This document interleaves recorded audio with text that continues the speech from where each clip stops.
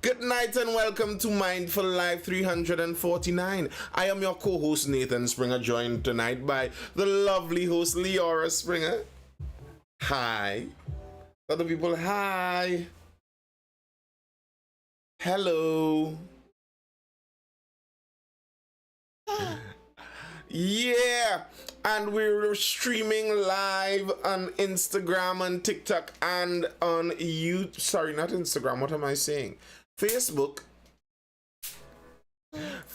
TikTok, and YouTube. So you can feel free to hit that like button, double tap the screen over there on TikTok. That's how you hit the like button over there. You double tap the screen as much as possible, as quickly as possible, and you can hit it over and over and over and over. Allow the algorithm to know, hey, this is some good stuff. Thank you, Natasha John. I had some input in the creation of said creature. Good night. Might just find it. Buenos nachos.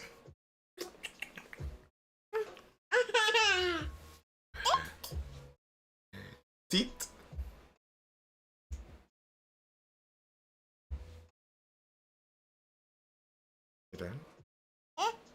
You done? First night off since Carnival. Trini looking for you says, wow. Well, you've been working, I guess. You've been raking it in, eh?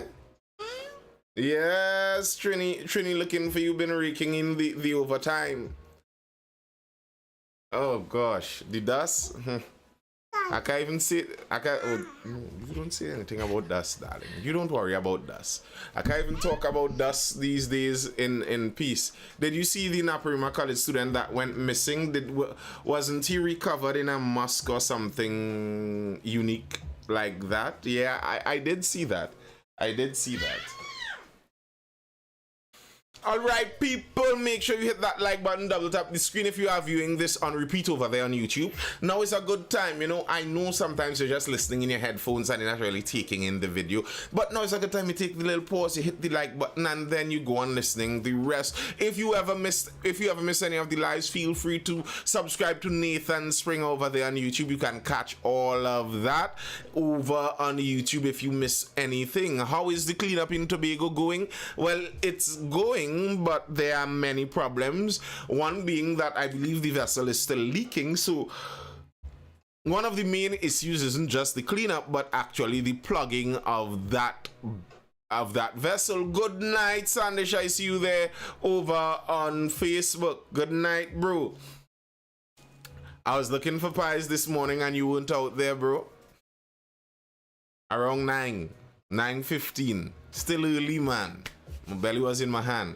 All right, people, let's jump into the articles. We're starting this evening talking about TSTT. That bacchanal with the leak of the confidential information from TSTT servers. Well, more information is coming from this at a JSC nonetheless. And you know, I am getting the feeling like the JSCs may be more useful than the Commission of Inquiries, than the COEs. And the thing with the JSCs is that I am already paying these people. These are already parliamentarians already getting their salaries that they think they should get. Well, at least the Salaries Reviews Commission thinks they should get a lot more of. But they're already getting a salary, so might as well let them go at the JSC and we'll work that from there. Forget about these commissions of inquiry. Trini looking for you says, watch Tucker Carlson in Russia, sanctions and still cheaper than Trinidad. Yes, I watched Tucker in Russia, but I mean, I like the interviews. I like that, you know, you get a different perspective and not necessarily the taint of the Western narrative. But nonetheless, I understand that he is in a country with an autocratic leader, and all that glitters might not be gold.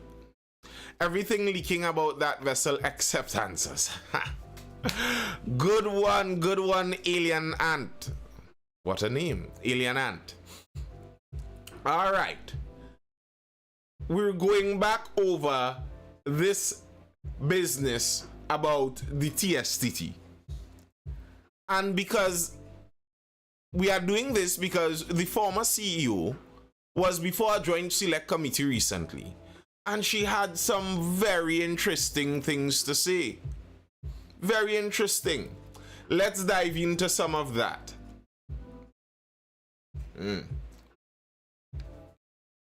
Former TSTT CEO appears before JSC on cyber attack. Please don't reference little Tuck, aka Tucker Carlson. The man is so detached. Nah, Natasha John.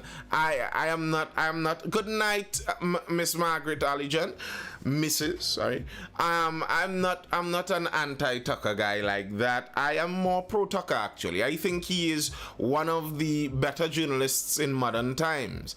And that actually isn't saying much because I don't hold many journalists in extremely high regard.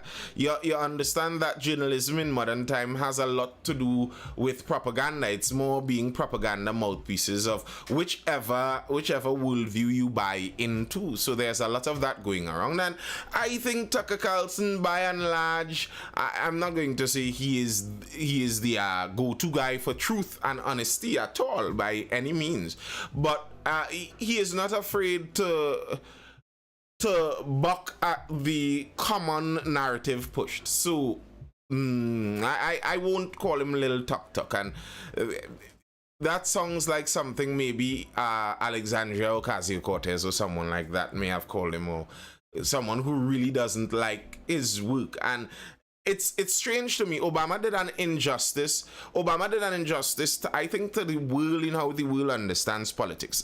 Obama made people think like politicians are supposed to be your idols and your celebrities, while they're supposed to be your servants. And this kind of attitude many journalists have, where, you know, they're sucking up to the politicians and they want to get into the dinners and the special meetings. And that's that kind of remnant from Obama, where people would now take the side of a politician to insult a journalist instead over the politician. Or you're on the politician side. This silly, stupid journalist is trying to question me and hold me to account. How dare that journalist hold me to account with the public purse? Like, what?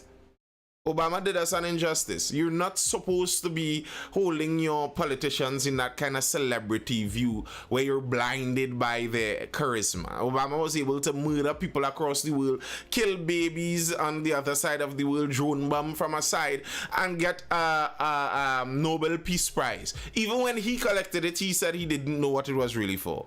Like, bro, you're black, well, half black, and you become president, go. Nah, I'm more on the journalist side.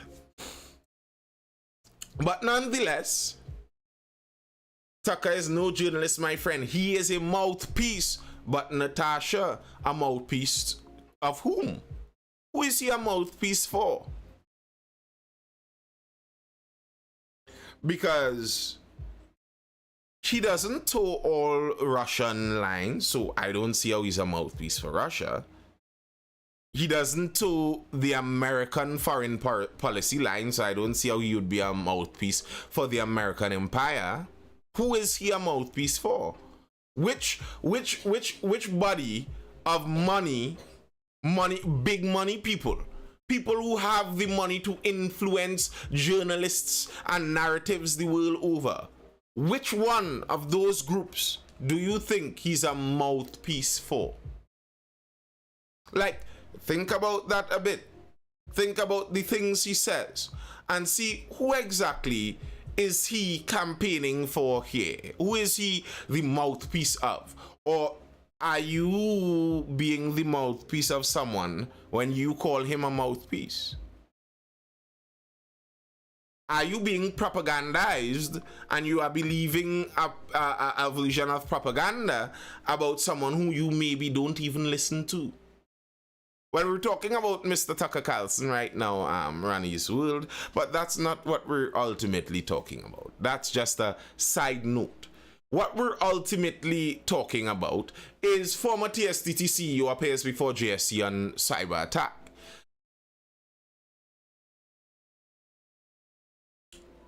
Major allegations were leveled against the board of the Telecommunications Services of Trinidad and Tobago when its former chief executive officer claiming the root cause of the October 9th cyber attack was not reported, while a former chief financial officer claimed moves were made to undermine him to protect unnecessary spending. The allegations came as former CEO Lisa Agard and former CFO Shiva Ramnarayan appeared before a joint select committee of parliament which sought to examine TSTT's management of the cybersecurity breach of data before, during and after its occurrence on October 9th, 2023. During her opening statement, Agard brought up another breach which took place 6 days prior, which she said she was not informed of.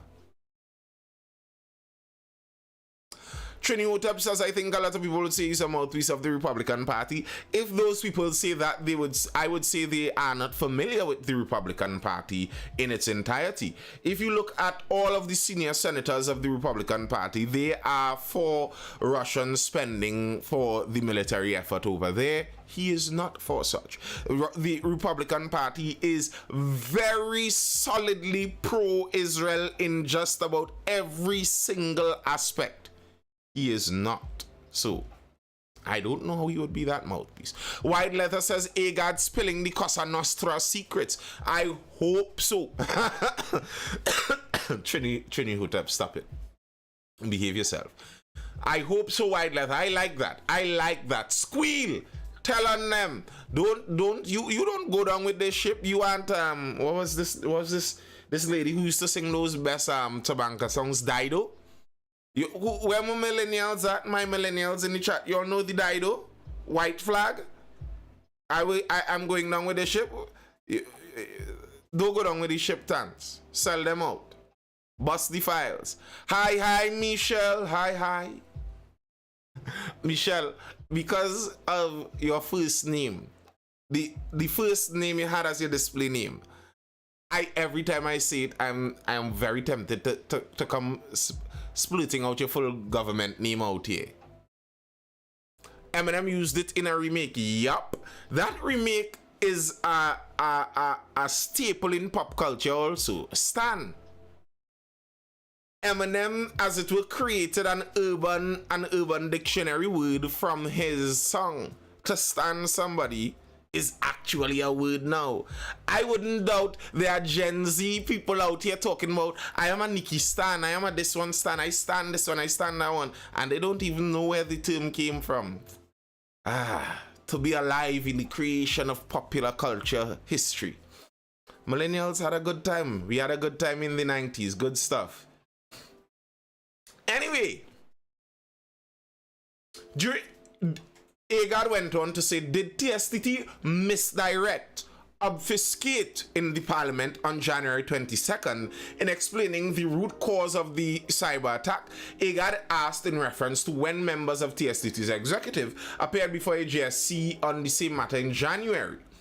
Agard reminded the JSC that TSTT in January said the issue arose when the threat actor gained access to an admin's password, and that is how they were able to access TSTT's environment. But Agard said there was an interim report that confirmed one account being a primary source of malicious activity as early as October 3rd that created multiple domain accounts with the same passwords. I heard the chairman of TSTT say the attack took place on the 9th. All reports to the Board of Ministers spoke of the incident occurring on October the 9th. However, it is clear that a significant breach or incursion happened on October 3rd. When did TSTT know about the breach? Did the internal TSTT admin not realize she had lost her credentials? That is a serious red flag in any IT operation, Agard said. She said that person is still employed by TSTT.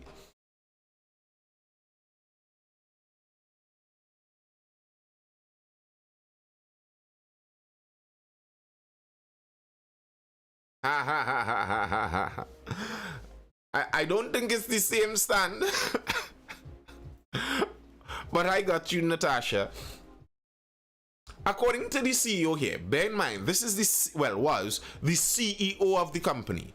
She is saying She is saying that the hack may have happened 6 days before through a leak of a IT professional's password, credentials. And the IT department did not inform the executive. She is now fired. The person who was the source of the leak, who was compromised, is still working there.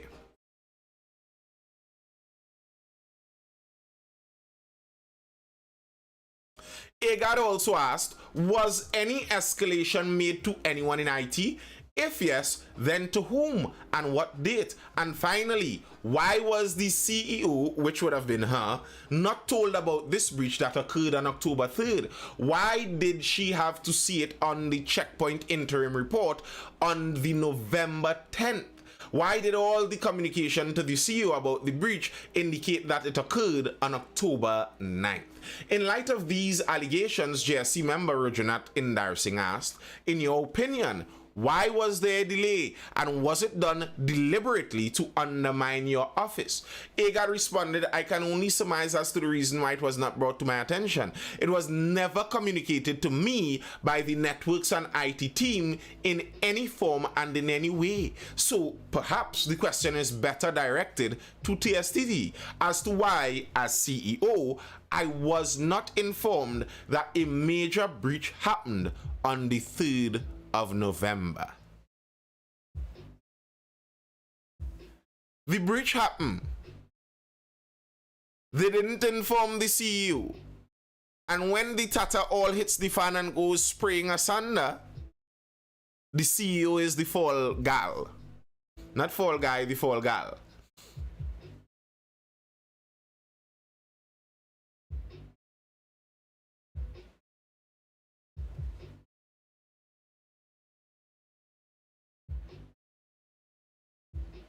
I don't get it totally. The Newsday has a little different angle. Probably the first time in history of this nation a senior was fired for a junior error. Who or what does that IT know? Michelle, don't worry. As we delve deeper into this story, these things may become, they may be elucidated for you. Because it's not the first time in the country. These things do happen.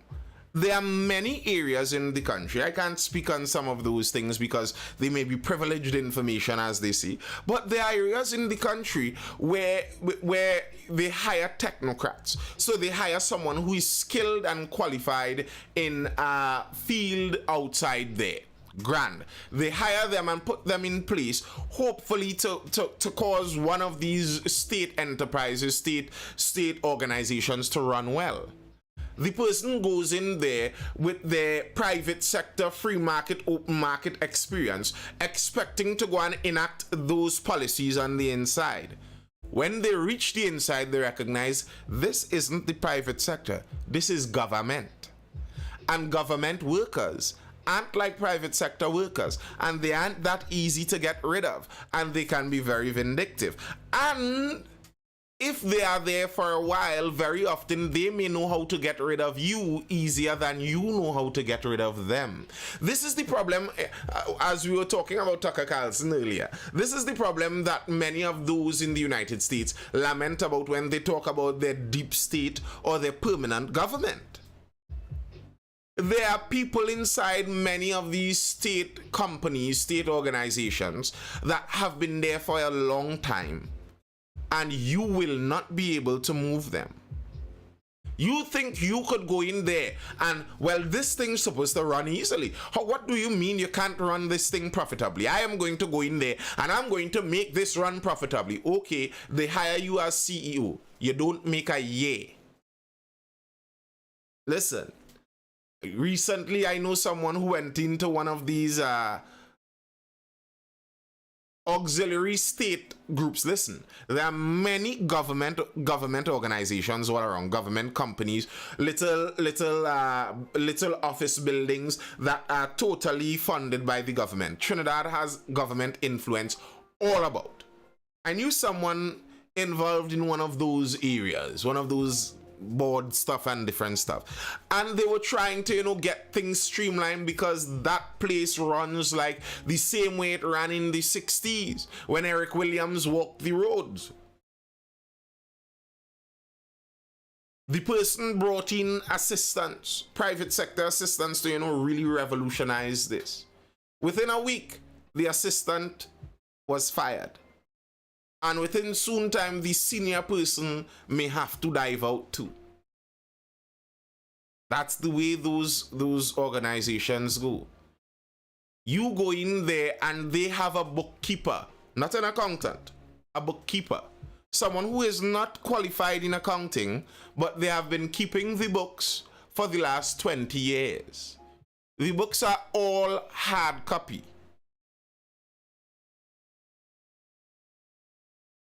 And you go in there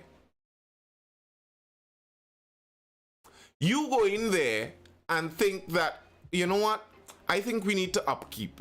This lady really is not what we need. We need to hire an actual accountant, maybe even outsource this to an accounting firm. And you try to tackle that tanty. And you recognize that tanty is making 13,000-14,000 a month with no qualifications really. She is seeing this as how she's going to end out her days.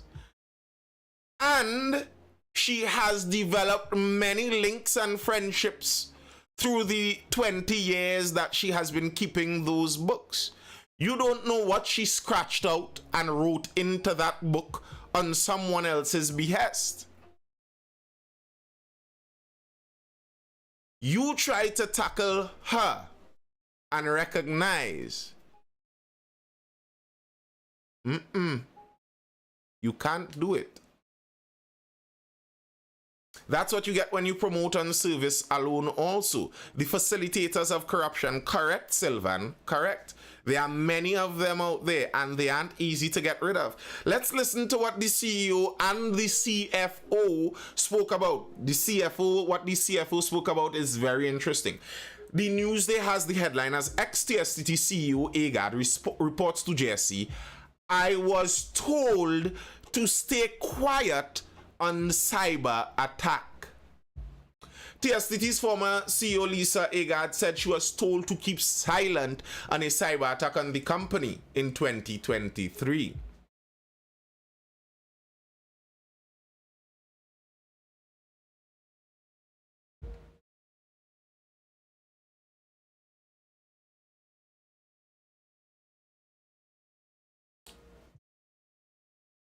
If, as TSTT now claims, it wishes to be transparent and timely in its communication with customers, this is the former CEO speaking, then why was the communication planned to the general public not implemented?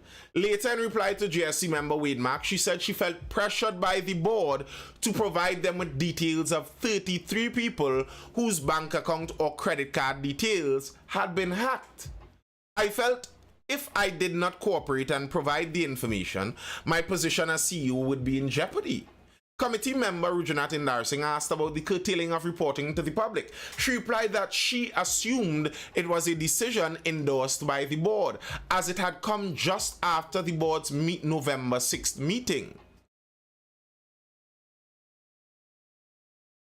So, why would the board want the CEO to keep this issue quiet? And my question to you is, who do you think the board of TSTT answers to? Whose bidding do you think TSTT's board will be doing?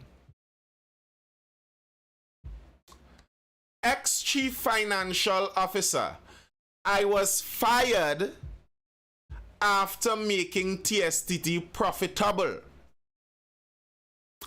TSTT's former CFO Shiva Ramnarayan said on Monday that after turning around the struggling company, he and former CEO Lisa Agard were fired instead of being celebrated. Ramnarayan alluded to corruption within TSTT despite his scrutiny, once saving it millions of dollars in a single deal. He urged the GSE to probe incompetence, nepotism, and other issues at TSTT. Ramnarayan said when he joined TSTT, the company had amassed a $3 billion debt and was hemorrhaging money, including $300 million in interest payable on the debt. At the same time, the company was losing about $1 billion in revenue just by the nature of the industry. TSTT was operating at a cash loss position of $30 million per month. That is $360 million a year. Saying back then TSTT had no future, he recalled that harsh decisions had been needed. By robustly managing spending, the decisions that were made were a shock to the culture of TSTT. Ramnarayan said TSTT called in its vendors to renegotiate their rates, with audit consultants Ernst & Young reducing one charge of $90 per hour to a market rate of $50. Vendors' profitability moved down by $36 million. TSTT saved $36 million on that one transaction. Was there animosity between vendor and TSTT? People imposed that TSTT working with those vendors? Absolutely. Relationships with board members and those vendors? Absolutely. He said that was just one example, and he could give countless examples. The former CEO, Lisa Egan, knows very well the threats that I would have received from vendors indirectly, directly. He said TSTT had been unable to make that cultural shift. I hope you all are understanding what the former chief financial officer is alleging here. He was trying to turn the ship around, and the vendors, the people that TSTT hires on contractual basis, they were linked to board members inside TSTT, and there were inefficient contracts being given out that they were trying to streamline to make the company more profitable, and they got people angry.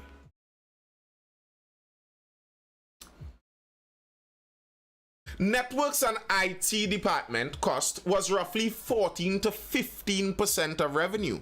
That is higher than the industry average. He said E&Y had found redundancy upon redundancy upon redundancy and had cut that cost by half. That as the culture, and it was a shock when people like myself walked in and say, no, we could optimize wastage, we could stop the unnecessary feeding. So, very interesting here, very interesting. One of the key departments that, according to the former chief financial officer, was receiving way more money at a suspicious level was the networks and IT department. And the networks and IT department was receiving 14 to 15% of the company's revenue, which was way above the industry average. They cut that in half. Isn't it curious that, according to the former CEO, the leak and the hiding of the leak seems to have started at that same network and IT department? Curious. Very curious.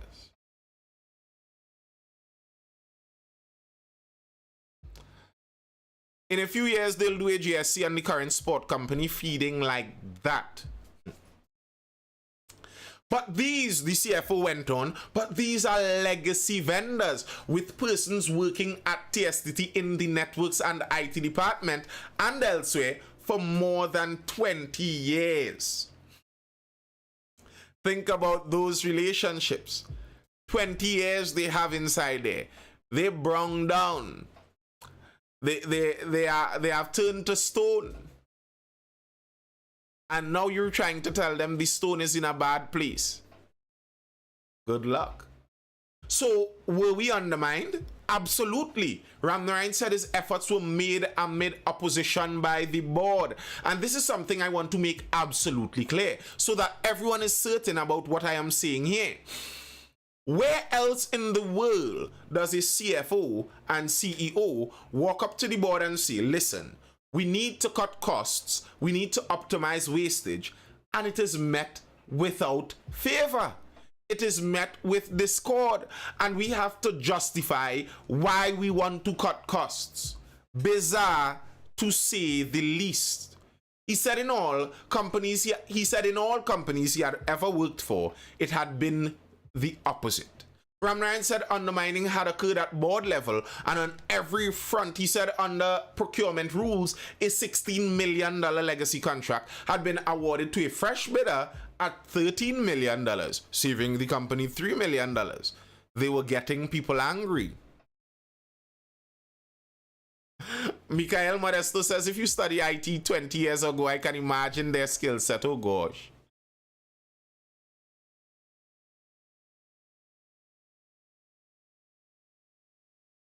What kind of company the CEO and the CFO say, well, we are trying to cut costs, optimize and streamline spending, get rid of wastage, and the board is like, what? Why do you want to do that? What? Why? Explain all yourself. Why you want to cut costs? What? Because that's what you're supposed to do at that level? And there we have the problem I always point at when government gets involved in business. You see, if the board members received money based on how profitable TSTT was, then they would fully understand why the company needs to cut costs where necessary. But when the board members receive money from the public purse, regardless of what happens to TSTT, and when the board members have contracts on the outside with TSTT, it's not in their best interest for TSTT to run profitably.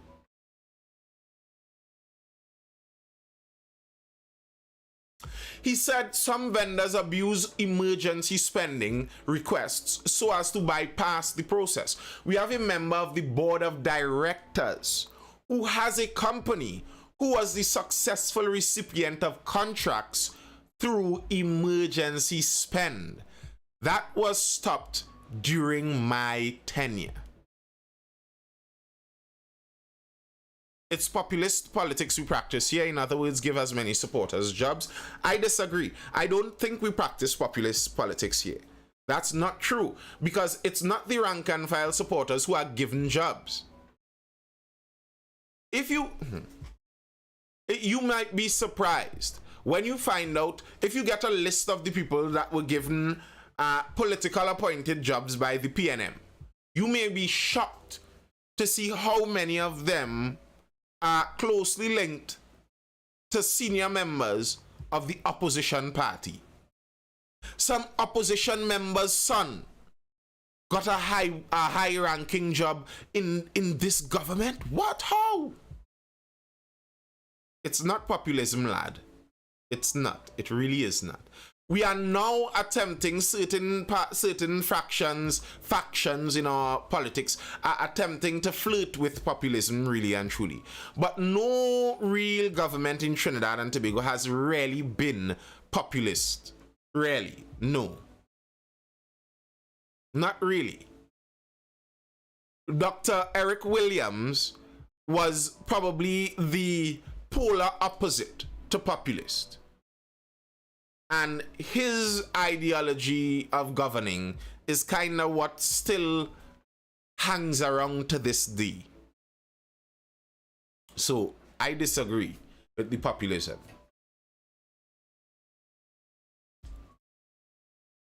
He said in the last 1.5 years, significant hostility had been directed at him and likely also at AGAD, saying they both had achieved a remarkable feat in turning TSTT around. Ramnarayan said they should be celebrated. We are both sitting here unemployed. Couva South MP Rujunat Indarsingh asked if he felt vulnerable to personal attacks. He replied no, despite noting the supernormal profits that vendors had been making. A company's return to profitability against all odds, and the architects are terminated. Could it be that elevation of poor performance individuals paved the way for a feeding frenzy for board members, vendors, and staff? This is my sincere concern after the work done to rehabilitate and remediate TSTT's financial position. So in other words, he's asking, is it that they came in there, rescued TSTT, brought it back to solvency, to profitability, and they were kicked out now so that the feeding frenzy can return? More of the same? I think so many leaders mishandled the government that we're afraid to step out the norm. Step out the norm to what, bro?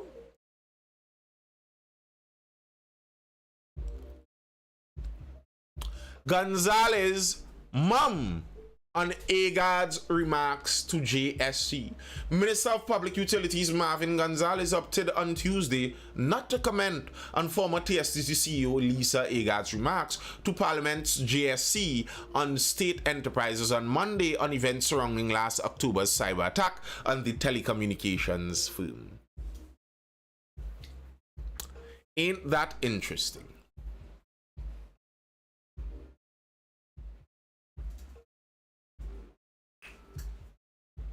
Minister has nothing to say on all of this. No, nothing. I have no comment to make. You know, no comment at all. Of course not. Mikhail Modesto says new parties, government and opposition. We have a lot of new parties in our landscape, you know. So I'm not sure new parties are the automatic solution. We do have new parties. What do we do with them? Or what do they do with themselves? Many of our new parties, they're very quick to join up with someone else, so they aren't seen as new separate entities as much.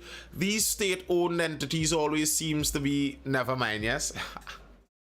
Bro, afuera. That's why Trini Hotep. You know, within, what, 2 months of Argentina's president taking control, Argentina is now running profit. Imagine that. Argentina, that was looking at basically failed state status, is now running a profit. Who knew getting government out of business was all it took for your economy to run well? Who knew? Who knew? Removing the government from being able to appoint their friends as board members in these companies would actually help the company to get a profit. Wow. Who would have thought?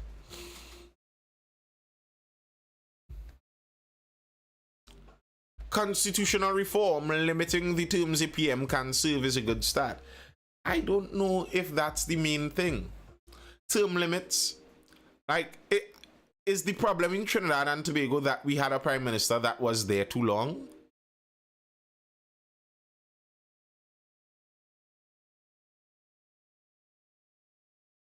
I don't think that's a problem we have. Our problem is not that the prime minister was there for too long. So I don't know.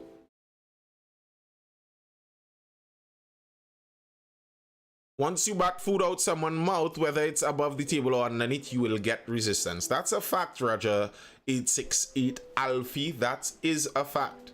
And the thing is that I think for a lot of what is happening in Trinidad to be rectified, that's exactly what needs to happen. A lot of people are eating food, but they're eating some bad food or illegal food, and you would have to remove that food from being eaten from them, and people don't like that.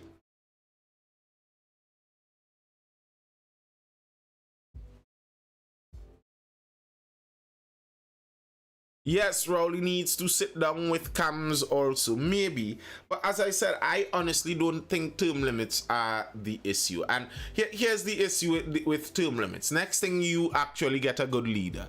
And now with a term limit, you are forced to always have to switch them out. And like, for example, an organization like the PNM, I have no doubt that the PNM is able to bring about candidate after candidate after candidate that has basically the same ideological mindset that the PNM has. I have no doubt about that. They are able to do that. That's what they do. They have a structure that creates that. So you'd be limiting terms. So, okay, you don't get familiarity with anyone, but you get the same thing over and over and over and over, just with a new face. I'm not sure that actually solves the problem in earnest. I'm not sure that solves the problem in earnest. But as Dr. Rowley sitting down with CAMS, I agree. That's a good idea. I think that's a good thing. And what Tanti CAMS and they are doing in terms of the public consultation also, I do think that's a positive. But something she said I disagree with. Kamala, public servants deserve bigger pay hikes. UNC leader Kamala Persad-Bissessar says there should not be any salaries review commission increases for herself, Prime Minister Dr. Keith Rowley, or President Christine Kangulu, but the salary increases should be given to the hard-working public servants. Hard agree on the first part, hard disagree on the second part. I'm sorry. I'm sorry.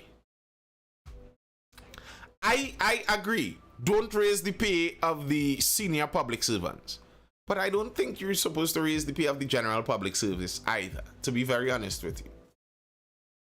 I would like all of those things to get somehow to pay them based on performance.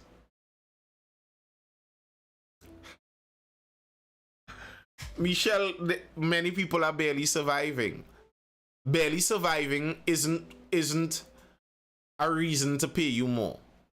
And many people who have grown up with Marxist and socialist teaching find something like that to be shocking. But that's a reality. Barely surviving isn't a reason you could write on why you should get more money.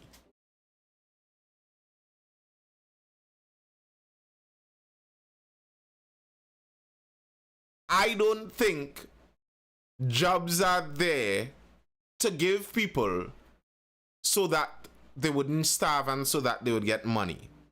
That's the wrong side view. That's the wrong side view. You get money by doing something useful. And if you aren't doing something useful enough to acquire enough money to survive, then you don't deserve that.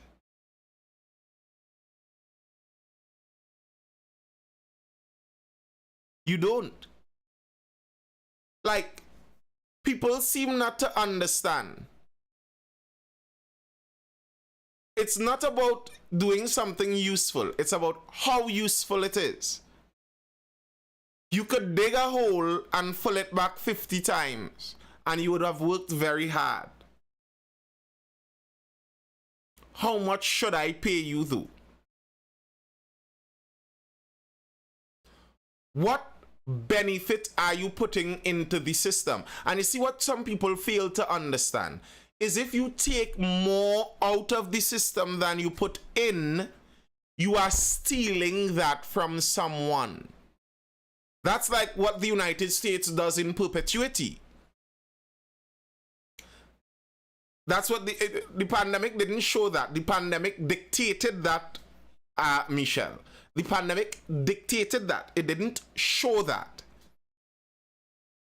That was a decision made by those who run the government to select certain people to continue working. That's not because of necessity necessarily. All the teachers could have disappeared, and who knows if we would have done worse or better.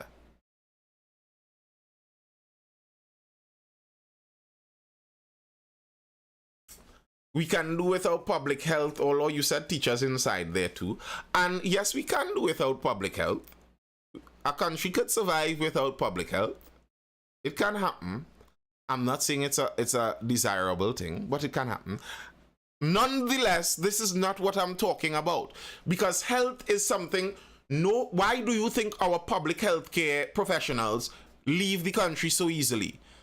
Because they are doing useful things where it's easy for them to go and get paid for the useful things they do. That's why they fly out. They have no problem finding other places that are willing to pay them for their useful skills. I think maybe upwards 60% of the public service will struggle to find somewhere else willing to pay them for what they do inside of the public service. I am sorry. Typing 2 documents in a week is not worth $10,000 a month.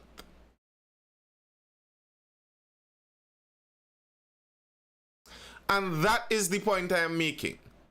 I have no problem with people. I have no problem with people making a lot for providing a lot of services or a lot of products for people. I have no problem with that. I have a problem with theft. I have a problem with theft. And the public service in its incarnation is basically stealing from hard workers in the country.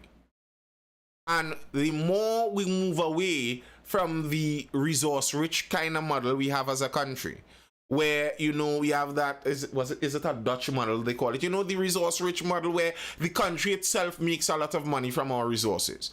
Well, when we move away from that, as we are doing, with the government attempting to replace the resources we usually get replace the money we usually get from natural resources with taxes.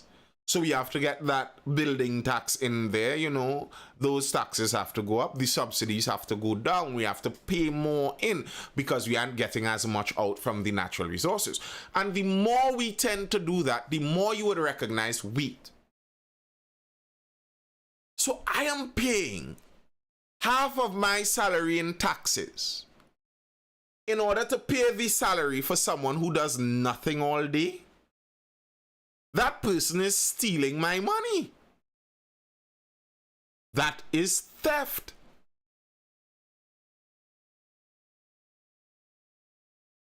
AKA politicians. Some. And that's why I said, I think both. Neither the politicians nor the general public service is just deserving of a random raise. I disagree. I'm sorry, I disagree.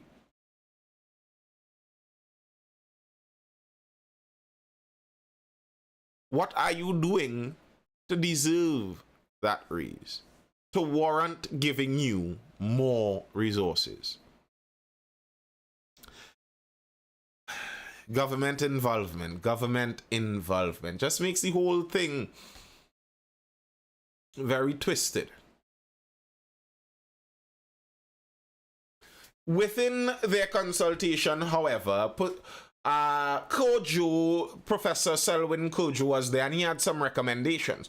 Kojo delivered 16 recommendations. This included asking the Prime Minister and ministers to declare what was their wealth in 2015 and now to see if increased wealth resulted from crime escalations. That will be very interesting. Watch the comparative wealth of all in governance. I would be very curious. But the thing is, that may be something you would not get an honest answer on anyway. But if it was possible to get an honest answer, what was the wealth of those people who entered governance in 2015? And what is their wealth now, 2004, some 9 years later? And does it track with the salary of a politician? Or does it show that something was seriously giving some added assistance to their salary? How are they thieves when we legally gave them the permission by voting for them? If I didn't vote for them, Joy, what if I don't want them there? How do I not get them there? Me. How do I not get them there? I don't want them over me. How do I remove them? You say we gave them legally the permission. I didn't. I don't want them. Tell me what to do. I want them gone. How?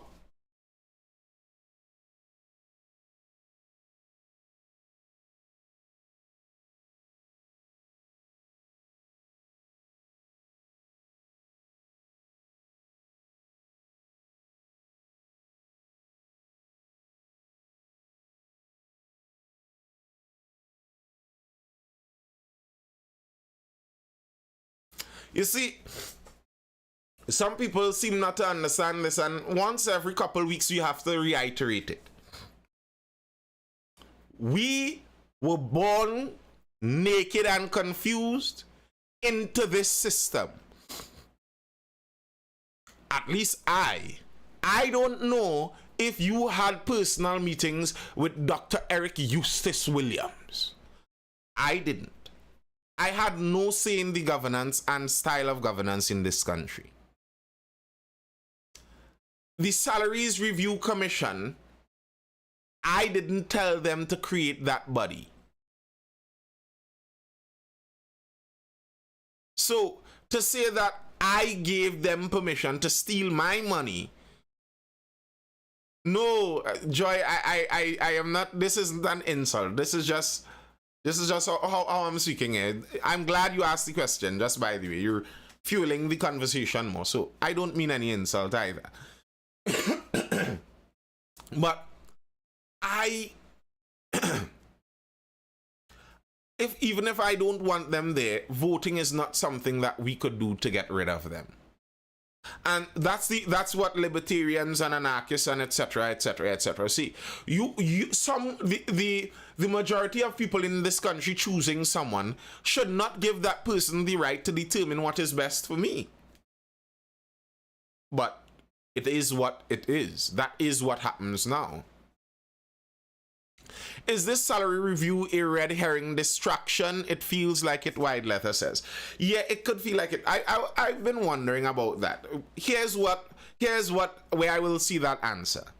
If in the discussion when it's raised in Parliament, the government accepts it, I will say, well, it wasn't a red herring. They really wanted an increase in pay and they pushed that through, and I'm really surprised that they did.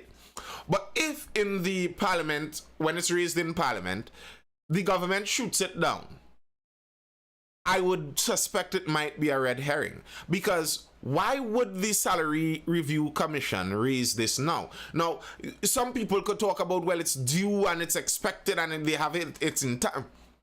If we're being honest, we know that those commissions are basically under government control.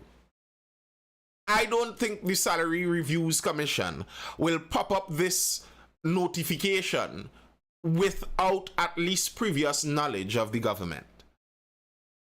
So if they don't actually accept it, I would wonder. I would put some serious thought to if it's just a red herring, if it's just a distraction. Because it is strange to me. But here are the recommendations that Dr. Kojo suggested. Declaring 2024 the year of crime and having everyone's efforts devoted to eradicating this, since it wasn't the exclusive area of government, TTPS, or magistrates alone.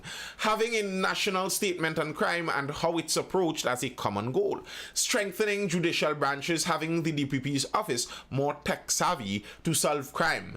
Involvement of the entire community for people to find solutions to their own problems. Community involvement by top officials and going to communities for people to offer ideas in their own settings. Stronger enforcement mechanisms, though he said he had a difference with opinion with the opposition leader on states of emergency. Need for an iron fist and surgical intervention to take criminals down.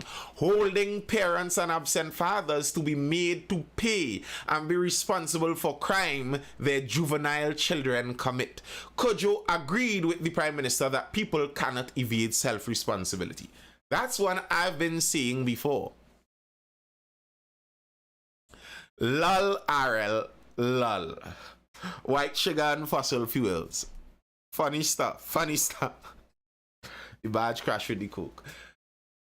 I agree with Dr. Kojo there. I think ultimately we need some serious accountability. Like, especially at this school level where people talk about that. Policy isn't our problem, implementation and follow-through is. Fact, 100% fact.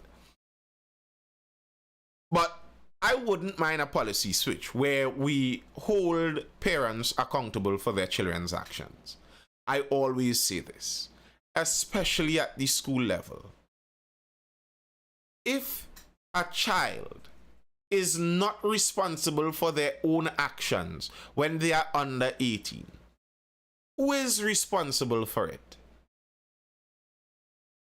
Who? Are you telling me that the child can just act and there's zero recourse? No one is responsible for this? I think that's insanity. I think someone should be.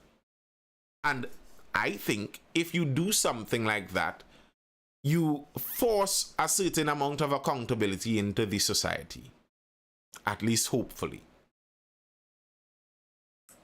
Cleaning up the TTPS. Remind the police commissioner, it was said 8 years ago, there are rogue elements in the TTPS. Attending to black youth's economic needs and giving jobs as both UNC and PNM have failed. Always give you, okay. Ease up there, Stuart Ragunanan. Easy, buddy.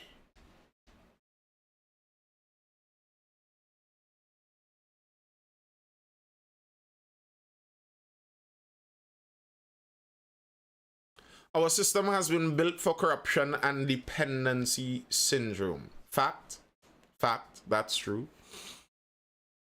We rely on that. That's how the system runs. That's what keeps the system running as it will. The politicians can depend on us depending on them. And that dependency keeps them rolling forward continually. But many Trinidadians like it that way. Wait, I know here. We have to build that Dragonfield pipeline. It's not there already. I don't know. I think that's kind of Shell's business. Michelle asks, you think we would have been better if we remained an English colony?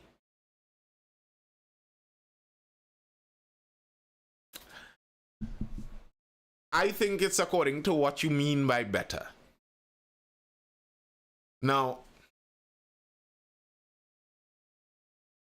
the nature of being a colony makes you a bit different. A colony means that your interests aren't revolved around you. So Trinidad wouldn't be about seeking Trinidad's interest. We would be about seeking the interest and promotion of the motherland. That already sets you at a bit of a disadvantage.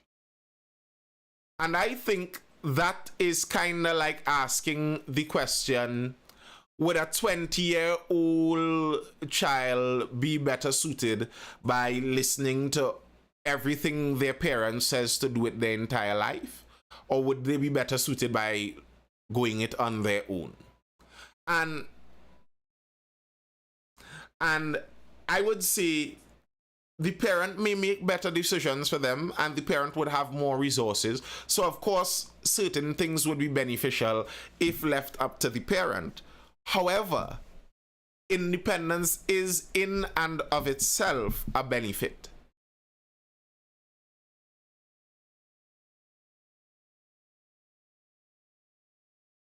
Independence is in and of itself a benefit.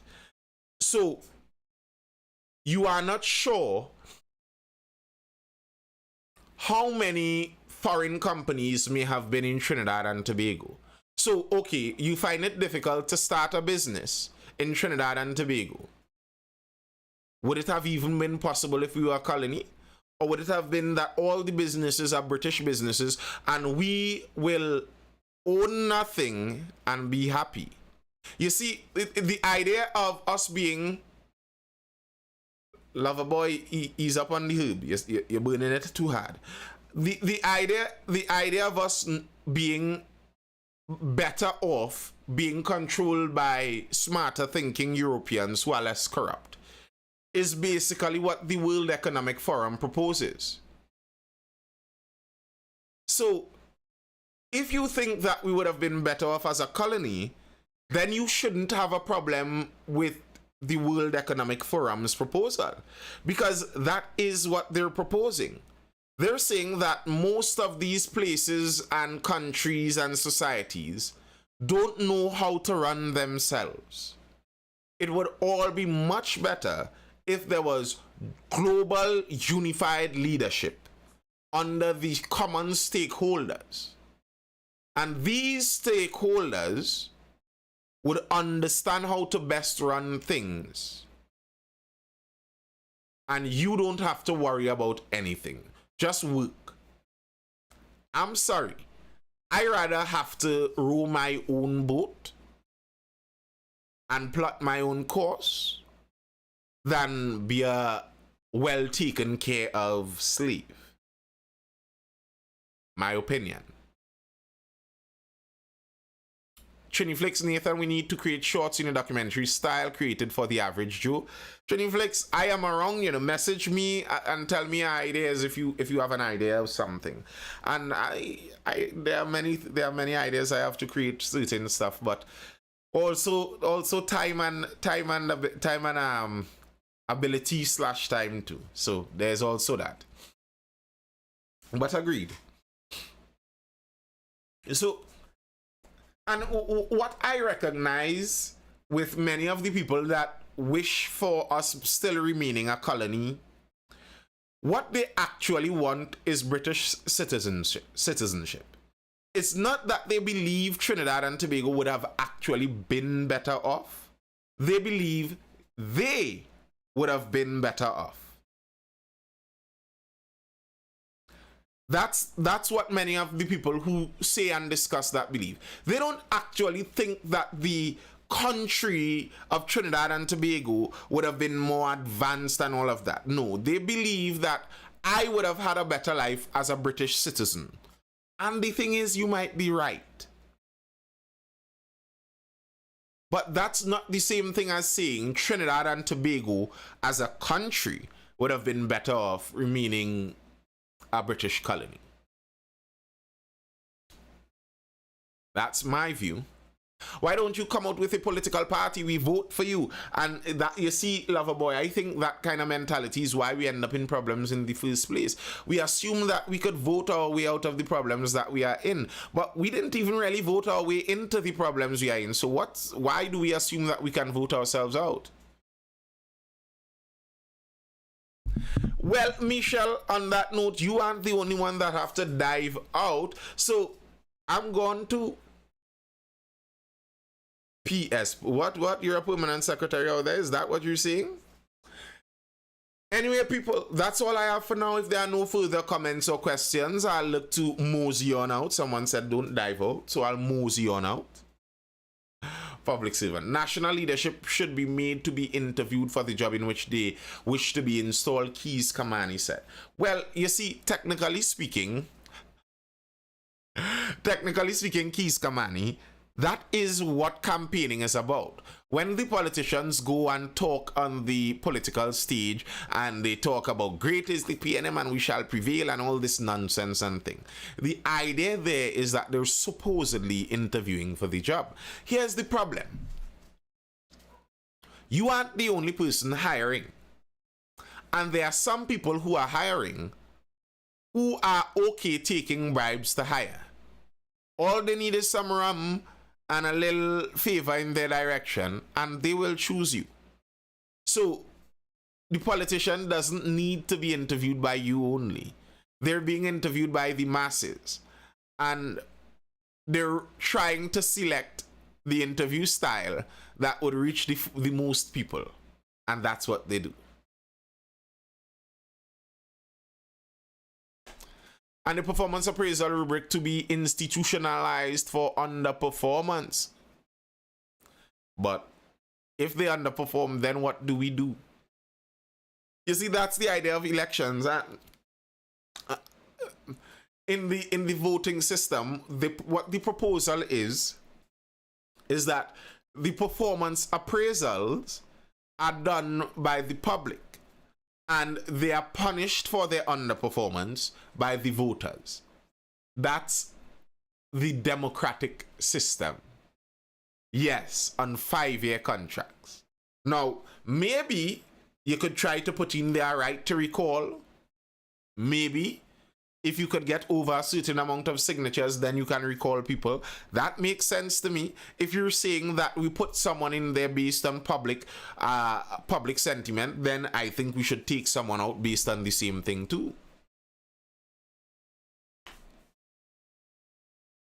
But anyway, people, that's all I have for now. I hope you're educated, informed, or entertained. This has been the Mindful Live. I am Nathan Spring. I'll see you guys again for the next Mindful Live show, which is going to be tomorrow night, starting around that 9:30 p.m. time. Until then, people, stay well, stay safe, and peace out. Stuart Ragunanan, I don't know what's going on, sir. I think you need to take a little rest and relax, bro.